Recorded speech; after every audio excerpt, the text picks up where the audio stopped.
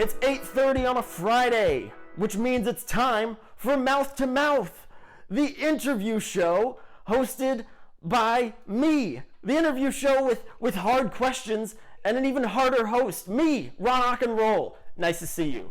And right by my side, we have tonight's guest. What's your name? Hi, my name's Ben Caito. Thanks for having me. Where are you from? I am from upstate New York, tiny little town. Fucking nobody's ever heard of it. It's all right. How old are you? I am 21. I will turn 22 in May. So we got Ben from upstate New York, who is 21 going on 22 tonight, from the band. What's your band's name? My band's name is Lurid Purple Flowers. Lurid Purple Flowers. And how did you get that name? Yeah, actually, so I do this thing where I'm just like, I just write in my notes, just like cool phrases, like combinations of things that I think are dope. Yeah. And one of them was Lurid Purple Flowers. I don't remember when I wrote it down. Okay. But when we were trying to come up with a band name, after we'd all met, I was just scrolling through my notes thinking, what could we do? What could we do? I saw it, I said, Lurid Purple Flowers, and the other two heard it, and they were like, yes, instantly. Nice. There you go. Yeah.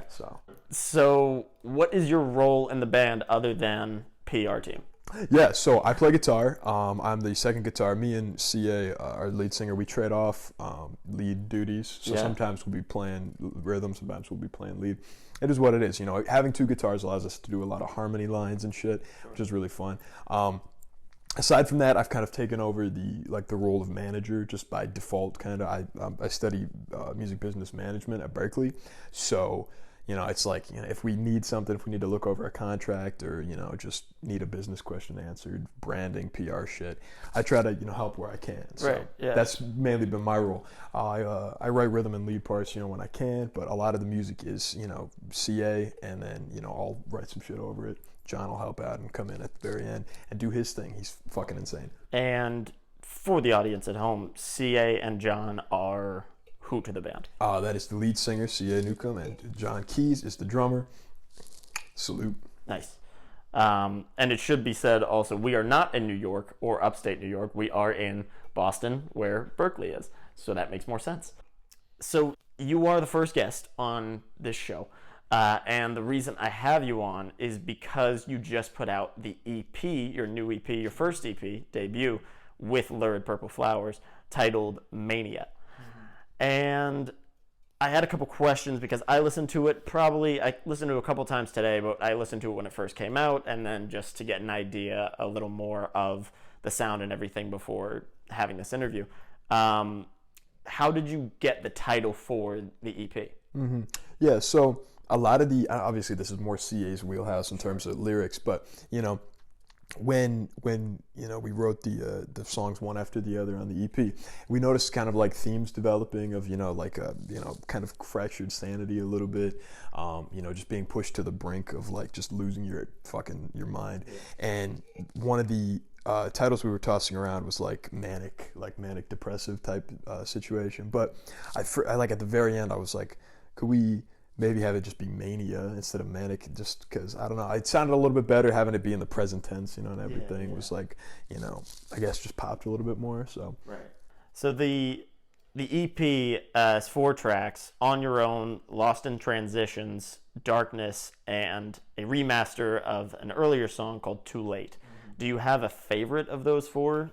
Man, I would say On Your Own is probably my favorite. I think the first time we ever played it live, we maybe rehearsed it once before and it wasn't finished. It was maybe a minute long. We had like the main riff and like the verse kind of riff like half fleshed out, and we were like, all right, we need some more time. Like we might as well just do On Your Own. We can improvise. We'll figure it out. And we, instead of like rehearsing it, trying to write different sections, we kind of just kept doing it live, unfinished, until gradually it like kind of reached logical conclusions, based on what we had just improvised live, and we started to realize what the audience would respond to, and just like what worked like in the live environment. And I think that makes it the like period of growth from like unfinished to finished just makes it my absolute favorite. Have you noticed in your fan base a standout song of the 4? Yeah, I think it really depends on the type of person, because we have a wide range of people who listen to the music, but I think the song Darkness, track 3, probably brings together everybody. Like, Lost in Transitions is obviously a little bit heavier in terms of like vocal stylings and stuff. On Your Own has that really heavy breakdown section, and so does Darkness, but it reaches like a really nice like melodic heavy balance. Yeah. I'm glad you bring up Darkness because that was my favorite song, and it was also the single. I think so. We met through a couple gigs that we played at the same time. And I remember this as a standout song just because when I heard it, it was, I think, the first song you played when you got up on stage. Yeah. And it was that, it got the audience into it. It really just brought everybody into who Lurid Purple Flowers are. When I heard the song, I had this comparison, or when we first just heard the band, I felt like Rage Against the Machine, kind of like that kind of feeling. Do you think you sound like any band, or do you have you been compared to any other bands, more popular bands, I guess? Yeah, I think we were listening to a lot of Audioslave when we made the record, which is it's all the same people from Rage Against the Machine, except it has Chris Cornell singing. Yeah. But yeah, no, like that was, we were listening to a lot of Audioslave. We were listening to a lot of Nirvana, especially recently. Obviously the Nirvana influence might be a little bit more subtle. The biggest comparisons we've gotten have been to Rage, Audioslave, that type of thing. It's mainly CA's voice and her riff writing, I think, that gets that comparison a lot. So yeah, so a lot of grunge. Yeah, a lot of grunge influence. I think the best way I have explained your music to other people is you write 5-minute songs that last 3 minutes. Because I think the EP is like 12 minutes overall. And every time I listen, I think it's going to go longer. I think each song is going to last a little longer because of the amount of changes, and whether it be the tempo change or a time signature or whatever. And it feels like proggy to me. It feels very progressive. Have you gotten that before? Yeah, I think one of the other bands we were listening to a lot was Psychedelic Porn Crumpets. Okay. I think they're out of the UK. I'm not sure. I could be wrong on that. Psychedelic Porn Crumpets? Yeah. Okay. They wrote a Cornflake, and we cover Cornflake during our live set. And they write 5-minute songs that last like 12 minutes. But no, they influenced our approach to song structure a lot. Where we won't necessarily just have like verse, chorus, bridge, chorus, Like it's very infrequent that we have a verse, chorus, and then another verse. Yeah. I think Darkness has an intro and then a verse, and then there's a chorus and then a completely different section. Yeah. And then that section repeats instead of the first verse. So I was looking at the chart, I was like, this says verse 1, there is no verse 2, really. Yeah. I noticed that it wasn't easy to follow. If you want to follow a Lurid Purple Flowers song, you can't, because it's not a pop song necessarily. The most pop song you have is Darkness, and it's because I think of that first bit. It's like verse, chorus, verse, and then just whatever the fuck else. Yeah, I think there's a really structural influence from Psychedelic Porn Crumpets in there. And obviously Audioslave, like I said before. And that's really cool. Yeah. So I talked about us playing at the same venues, and you are now, because of everything in the world, we are now finally seeing some more places open up, and you're playing out a little more. Do you have when did you start touring, actually? When did you start playing out as a group? Around the area? Yeah, I think that show that we did at the Jungle with you guys, that was our first official like live performance as a band. I think that we had already been like aware of each other's existence for like a year, just like writing and sending shit back and forth. But that was like our real like debut show. So I would say it's been about like 8 months to a year right now. We try to have at least like 3 or 4 shows every month. Obviously, I think at the end of January and into the beginning of February, we've been a lot busier. Do you have any stories, good or bad, that stand out when it comes to, when you think about shows you've played? Oh man. Anything big? Yeah, I think for us, our biggest show and our most fun show to play so far has probably been the Middle East upstairs right now. Yeah. That's a great venue. It's like 250 cap. Oh, for sure. And we got a really good response. You played the Middle East. In the Middle East upstairs. Was it Did you have other bands with you? Yeah. We had Ian Ridenauer and Little Fuss opening. Okay. And we've actually stayed in contact with both of them. And the guys from Little Fuss are actually going to shoot our music video that's coming up this summer. Yeah. So it's going to be real fun. Shout out Cody. So the gig itself was just like kind of a high point. Well, yeah, but just like the way that, it was like damn near filled up, and the fact that everybody was like going crazy. Oh, and, yeah. like, you have, especially in this area when, with everything that's been going on, it can feel a little bit like, downcast, even in live shows. People might be just sitting there, drinking their beers. Yeah. Just, obviously, we'll get them moving, eventually. But Boston is a sad place. It's been a really sad winter, man. Like, I missed the summer, but like that show was like our last show of the summer, and we kind of got everybody to turn out. And we had a photographer in the area who's new to the area who came in and took a bunch of really phenomenal pictures of us. I broke my low E string, which is the first time I've ever done that. It was real fun. I mean, that shows that you're putting on a good show. To me, if you break a string, then it shows you're putting your all into it. But I think, if not that one, it would have been the show we played at Daddy's Beach Club in the South Shore, bar gig, general business type stuff. We were up second, and as soon as we started playing, the entire bar cleared out and came to watch us, and those two experiences was probably my top two. Yeah. No, that's great. Sick. I mean, I don't think I've played a huge, as big as like the Middle East or something, and I know not everybody will understand what the Middle East is. Downtown bar in Cambridge, I guess. Yeah, that would be Cambridge area. It's like one of the it's, I guess, by the standards of like thousands of people capacity venue, it's still pretty small, but it's definitely a step up. It's the biggest, I'd say, for local bands. Yeah, exactly. So so that's a good gig. I mean, to land anyway. And by that time, how many songs did you kind of have that made it onto the EP, or were you just mainly playing covers? No, we had everything. Okay. I believe. I think Lost in Transitions was still getting worked out, but I know we had the other three pretty much under our belt. And honestly, like the way that it goes with a lot of our songs is we'll workshop them live, kind of how we did with On Your Own. Yeah. I think right now total we have about like 10 to 12 tracks that are just kind of, getting shown one at a time, maybe, or two at a time at shows, and based on response, how they go, we'll tune them a little bit, and we might see them on our next album. Nice. So, yeah, it's kind of the process for us. What was your favorite thing about recording the EP? That's a tough one. I think, just being able to hear it take shape with everybody at the same time in the same room. We recorded the EP at the Record Co. That's going to be another question. Yeah. We worked there with some of our friends, and it really took shape out of there. And just that entire experience of being able to spend 4 to 8 hours in a studio, knock some songs out. Yeah. And just it couldn't have gone better in my opinion. So getting it all done feels good. Absolutely, especially hearing John on the kit through the monitors. That was unreal. Yeah.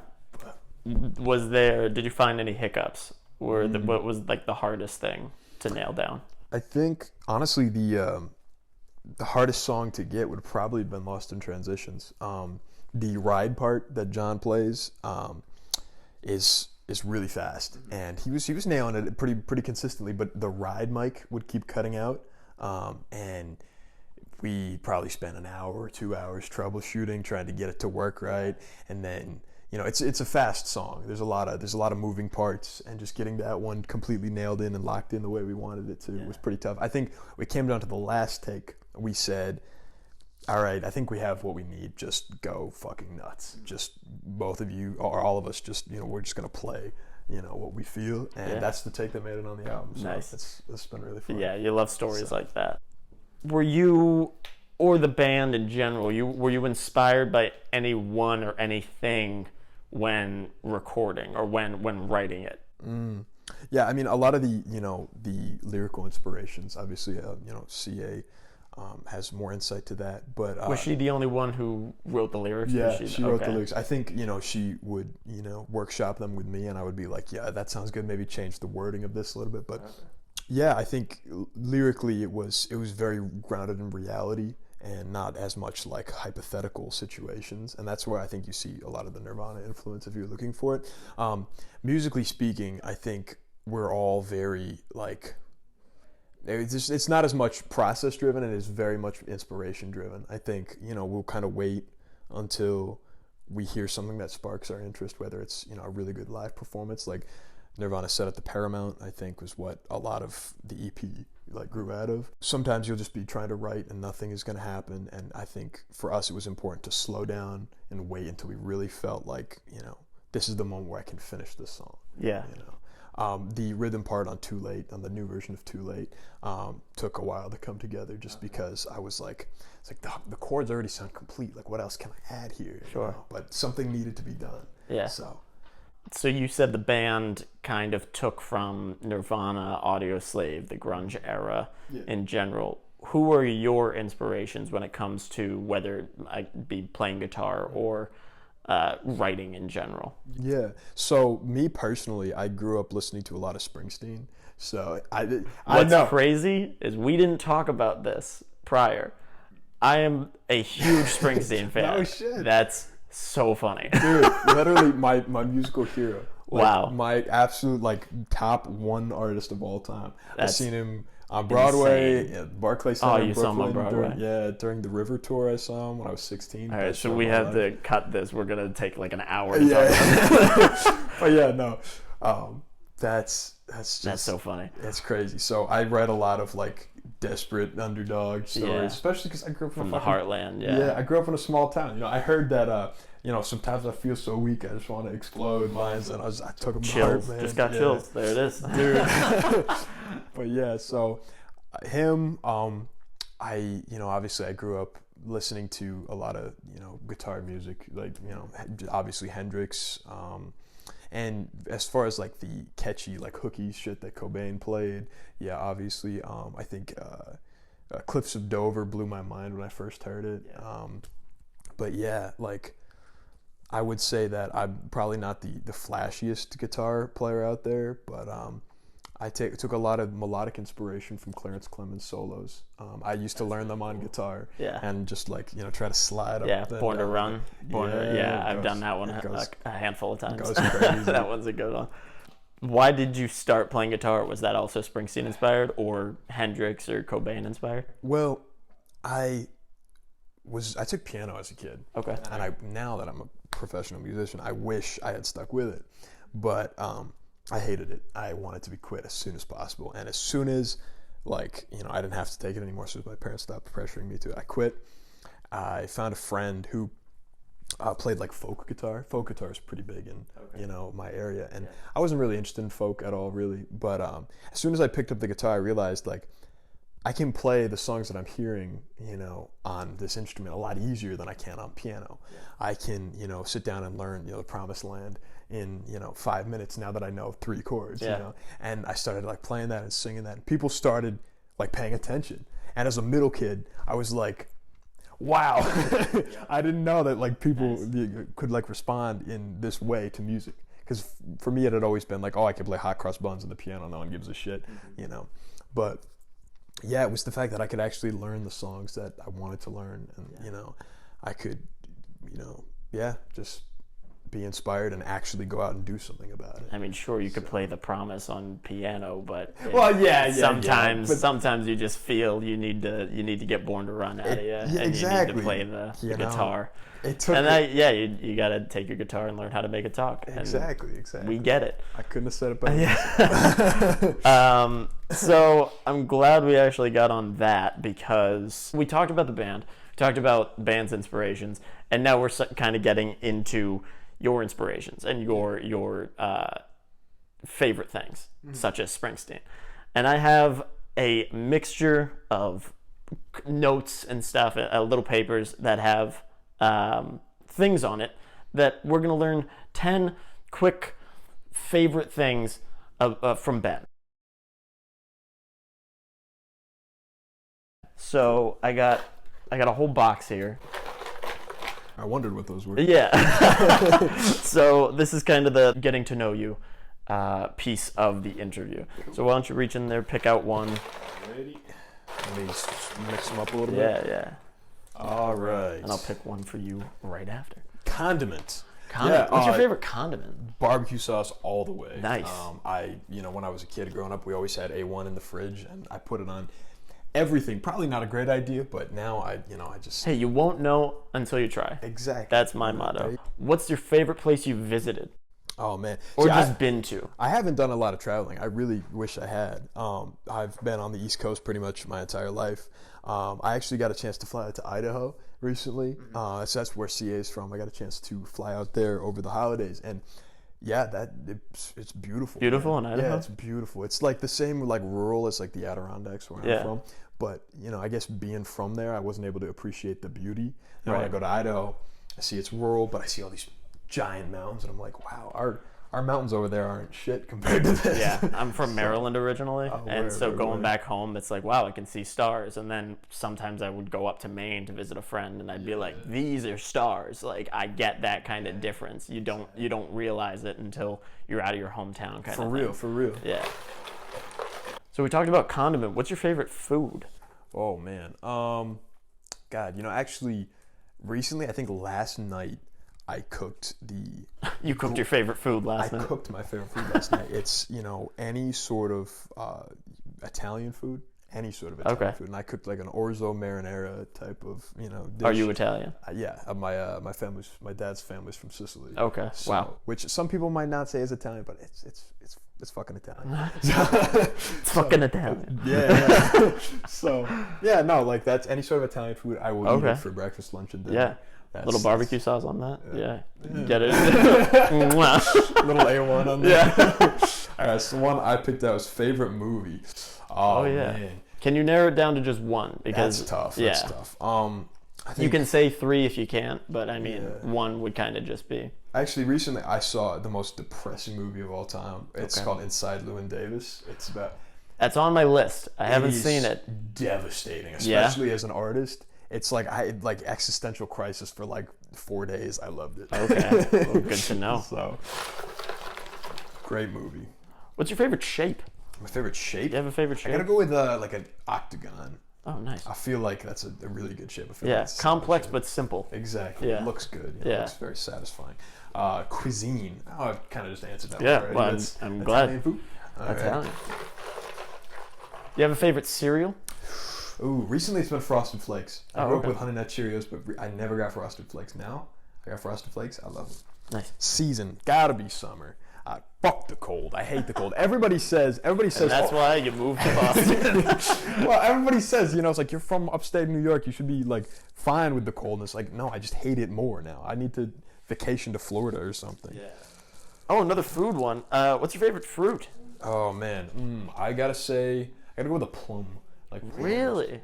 That I wasn't expecting. It's kind of off the beaten path fruit. There was a great farmer's market down the street from me growing up, and I used to go there and get plums all the time. Nice. And final one. This is lucky number. Got to go with 7. I grew up watching the Steelers for some reason, but the quarterback with number 7, I was a big fan. But yeah. All right, and that was your 10 favorites.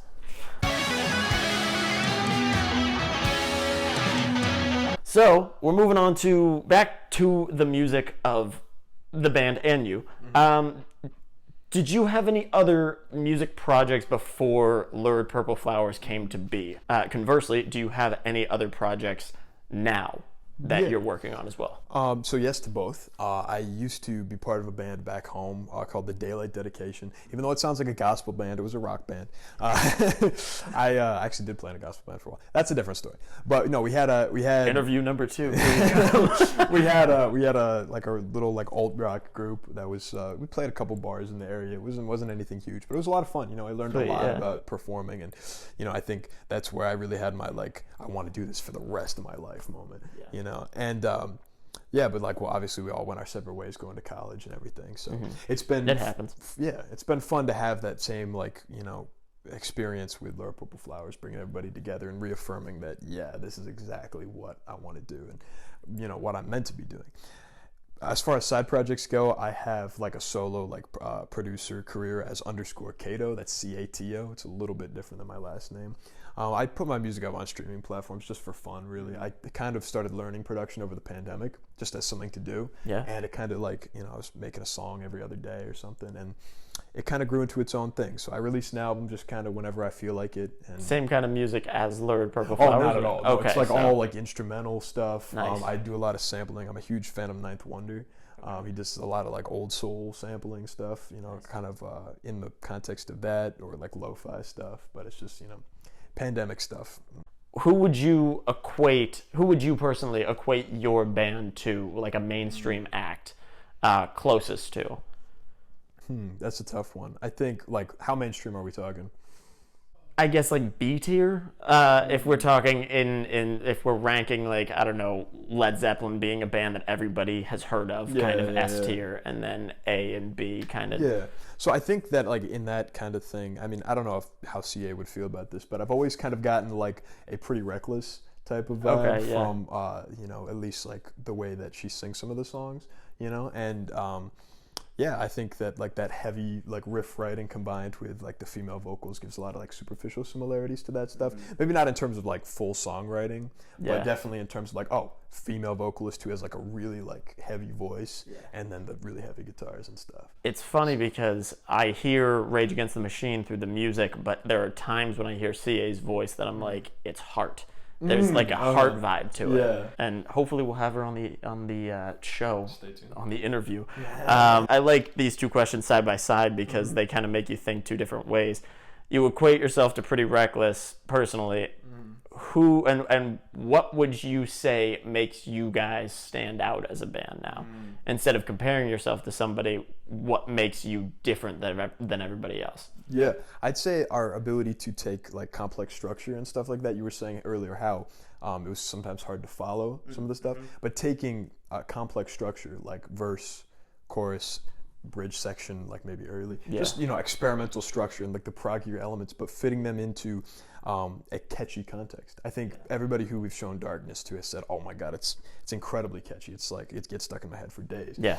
And like just being able to take those elements of like prog and different structure, different time signatures, things that you wouldn't necessarily find in popular music, and bring them into that context where it can be catchy and people can sing along to it. Yeah. I think that's really like what makes our band stand out.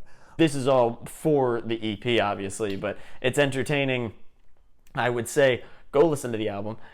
Don't try to predict what's coming, because it's not. I don't know many people who do that, but you're not gonna get what you get on the radio. You're not gonna get. I was thinking of this today. Ed Sheeran put out like his two singles from his last album were like Shivers and Bad Habits. They were always on the radio, but they're so formulaic, 1-2 1-2, and as catchy as they are, you know what's coming and you know what to expect from him. This stuff, it's playing in that in between where you have a song like Darkness, which could be on the radio, but I don't know, like Don't Stop Believing by Journey. The chorus doesn't come until like the 2.5 minute mark. And in a way, your songs do have that piece where you're like, I haven't even heard the title yet, because you're still like, you're waiting for the 3 minute mark or whatever to say it. And I think that's pretty cool. So some closing thoughts. What are your plans as a band for the coming year? Yeah, so right now we've been working the release of the EP pretty hard. I think I used to work with a radio promotion agency. We've been able to get pretty significant airplay in like I think 25 different states right now. I think we're gonna see exactly how much we can work with them and see if we can shop the EP around to any labels. See what kind of tours we might be able to open for.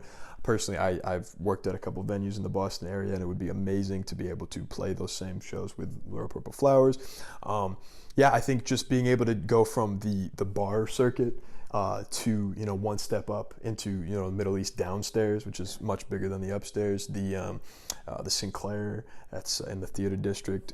Just increasing the size and scope of venues we're able to play. I would love to be able to secure maybe a couple of distribution offers, if not a real label deal. I think that we're obviously going to keep writing music too along the way, and maybe an album's in store, but I won't say too much about that right now. Wonderful. And what gigs do you have coming up? If it's February 18th today, what gigs do you have in the coming weeks or months? Yeah, so February 25th, we have a show at Warehouse 11 in Somerville. And the next day, we're going to be going out of state into Rhode Island, a news cafe. I believe it's in Pawtucket. That's going to be really fun. We're going to be working with some great bands there. March 5th, we're going to be hitting Midway Cafe. We're going to go there again. Cool. We're going to play a Saturday show. And then the 11th is going to be Ralph's Rock Diner in Worcester. So we've got about 4 shows in the next coming weeks. Yeah. Nice. And on the bigger scale, instead of the next coming months, what do you hope to accomplish? Maybe not with the band because things do change, but what do you wish to accomplish in the next 5 years when it comes to your music? Yeah, that's the big one. Huh? Yeah, it's big, but people. I think a lot of us, especially nowadays with the pandemic, it's making everybody kind of think small. When it is important to kind of start thinking big, and we've all been saying since the beginning of it, when this is over, I'm going to start doing this. When this is over, I'm going to start. We can't keep thinking when this is over, because right now it's not looking like it's going to be over. There's never going to be a big announcement like it's over. It's over. Hey. If you're waiting for that, I'm sorry. Yeah. Santa Claus isn't real. But no, I think in 5 years from now, we want to most likely be out of the Boston area. It's been amazing here, but most of the places to have a long and lasting career are either New York, LA, London. I think we're going to try to rebase in the next coming years. We're going to try to obviously stay on the road as much as possible, but I see a future 5 years from now where ideally all of us are in one city together working on music every day when we wake up and when we go to bed, and have an entire community around us of people who are all interested in the same goals and the same vision of our music and realizing that together. For sure. So, yeah, that's what I see. Great. Bring everybody with us. And it's good to have that big idea. So to wrap up this interview, I have a final 10 questions.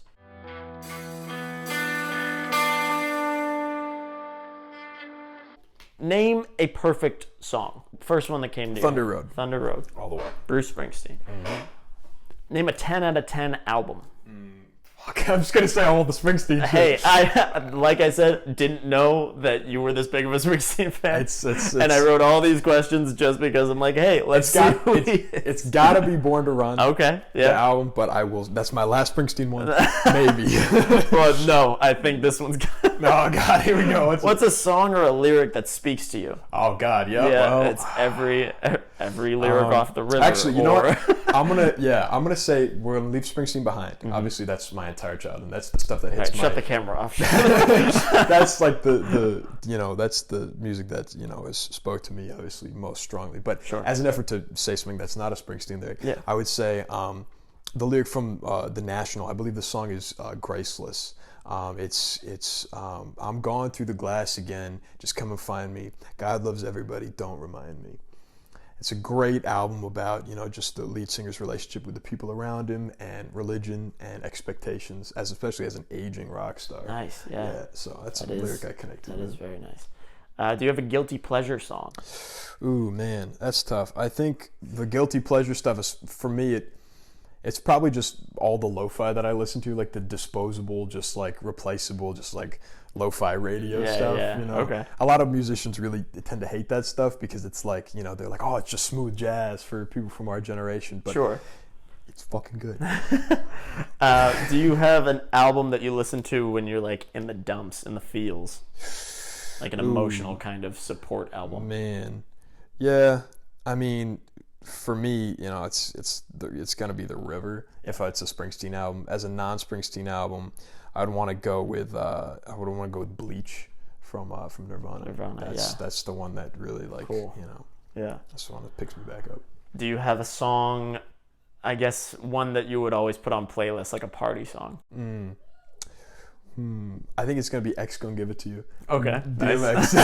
Yeah, I didn't get to mention it a lot, but as I got more into production, I got to listen to a lot more hip hop, and I'm a huge fan of Griselda. Benny the Butcher, the amazing record from Hit Boy recently came out called Burden of Proof. Okay, phenomenal stuff. Nice. So.